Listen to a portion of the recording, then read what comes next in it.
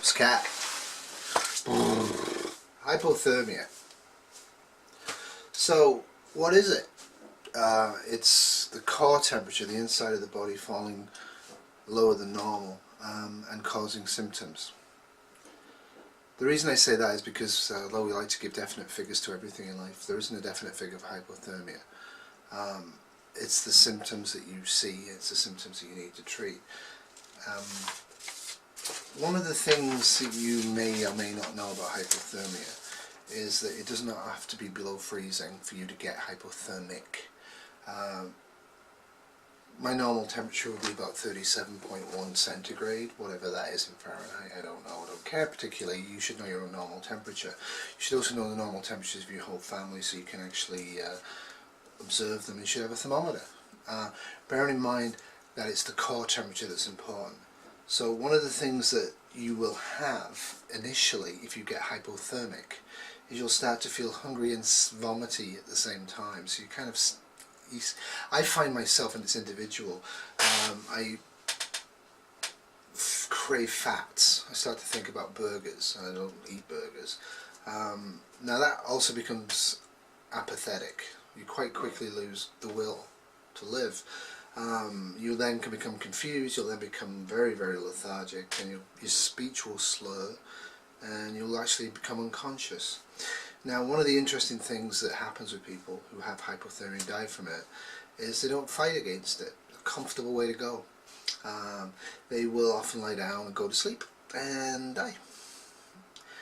A few, not everybody, will also have what they call paradoxical undressing, where they actually start to feel hot as they freeze to death, literally, and they'll actually take all the clothes off and just curl up and die.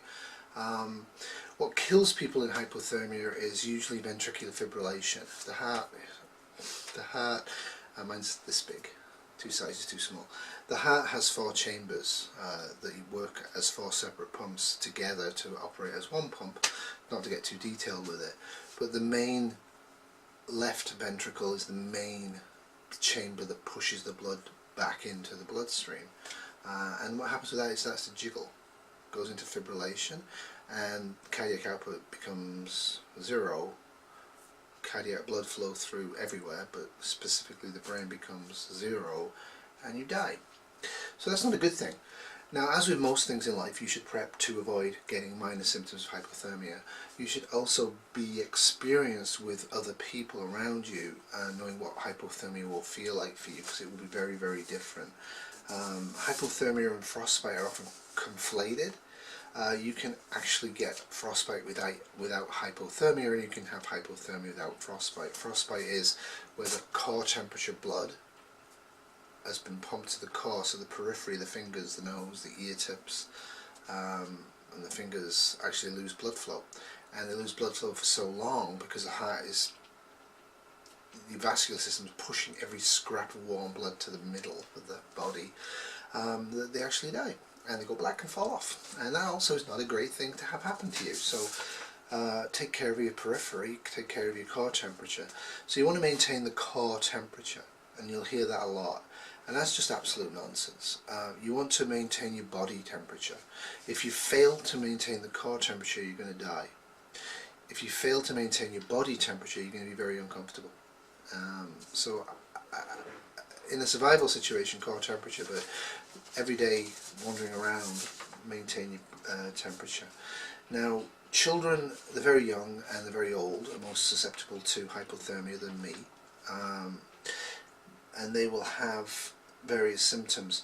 Now, specifically with infants, like babies, they will have the same symptoms as everybody else, but the 2 symptoms that are going to be characteristic of hypothermia in a child is very, very low energy level from the child and a bright red cold skin. So they'll look flushed, but they'll be cold to touch, and that's fairly specific for babies. What you'll get with everybody else is the confusion, slurred speech, memory loss, lethargy. That's all signs of lower blood flow to the brain. You'll have a core temperature below 95 Fahrenheit. I'm not going to get into how you take a core temperature. The bottom line is, for most of us, it's going to be rectal temperatures. I think you don't need to do that. I think you just need to notice they have hypothermia and rewarm them, and we'll get into that in a minute. Numb hands and feet and shallow breathing, and usually slower breathing. And shivering. Shivering is a cardinal sign of hypothermia. You don't shiver unless you're hypothermic. Shivering is an emergency procedure the human body does to get itself warm, to warm the core temperature. So shivering is an emergency sign. It's not a normal thing that you should experience. If you start to shiver, stop what you're doing while you have the mental capacity to figure it out and get your body warm, focusing on the core temperature and then the warm. So what do you do? Okay, this is fairly straightforward stuff, so I'll just read it and give you a little bit of stuff. So warm the trunk first. If you can, warm everything. Do not warm the arms and the feet first, because that can make them go into a form of shock, because what will happen is cold blood will be shunted back to the periphery. I won't get into that too much, but warm this area first. If possible, warm the whole body first. Get them indoors. What that means is get them in a warmer environment, but specifically what it means is get them in a no wind environment. Wind will kill you, so if you can't get them indoors, block all wind that's hitting that person. Remove, immediately after you've done that, every part of clothing that they have on that's wet. Dry the body if the body is wet. Then you will warm the chest, the neck, the head and the groin. And the groin's specific for men and for women. The groin's very vascular. If you can warm the groin, that blood flow immediately will go to the core, and that's a great thing. Now you don't want to warm up too fast. If you warm up too fast, you can get them into shock and it can cause the heart to fail. You don't want that. Now you will hear about using hot water bottles and those silly little chemical disposable hand warmer things. They have a place in hypothermia, but not directly on the skin. They will cause burning, and it also can cause shunting trouble with the temperatures that are moving around. So you'd wrap them in a flannel blanket, or preferably a wool blanket, and you would put them in the groin, the chest or the neck area, above the barrier, and that will help a little bit. It is true, getting naked with each other and both of you getting in the same sleeping bag is a great thing to do. Be wary though, and that's a classic thing, be wary of that. That person's hypothermic, that person's with you, unless you found them. You're also at real risk from hypothermia. So if you get into the sleeping bag, you'll probably warm them up. But as you warm them up, you will probably cool yourself down. So be aware of that. Don't just go, oh yeah, let's get naked and get in the sleeping bag. Think about yourself, make sure that you don't become confused as well, because you then get into hypothermia. So if you're shivering, do not get into the sleeping bag with a cold hypothermic person. If you're not shivering, that's okay. If you are shivering, get out. You don't want to get hypothermic. Now they talk about once the body temperature becomes normal, and from practical purposes, unless you're doing a core temperature, any other form of temperature reading, ear, mouth, armpit, is a pointless waste of time. It really is. It'll just show 35 centigrade or 95 Fahrenheit, whatever it is, and that doesn't really tell you anything. You want to give them internal warmth, so you want to give them warm but not hot coffee, warm but not hot tea. You're going to warm them gently, not a sudden shock. And I said tea and coffee. They say avoid caffeine. I guess I'm not altogether sure if you'd have warm fluids available that don't have caffeine in them, but that's something to be thinking about. Do not give alcoholic beverages. Alcoholic beverages is one of the trigger factors of hypothermia, so you shouldn't be drinking alcohol in cold, windy, wet environments. Now this is the amusing one, and this again I'm talking specifically to preppers and grit down. If the person with hypothermia is not breathing normally, start CPR for children or adult CPR. I think the reason for that is that they want to shunt the blood, not because they're in cardiac arrest, and I think that's a reasonable thing to do if you are warming the person up. Otherwise I wouldn't particularly start to do CPR. CPR is a skill, and ribs will be broken, specifically in the elderly and the young, if you're not doing it properly.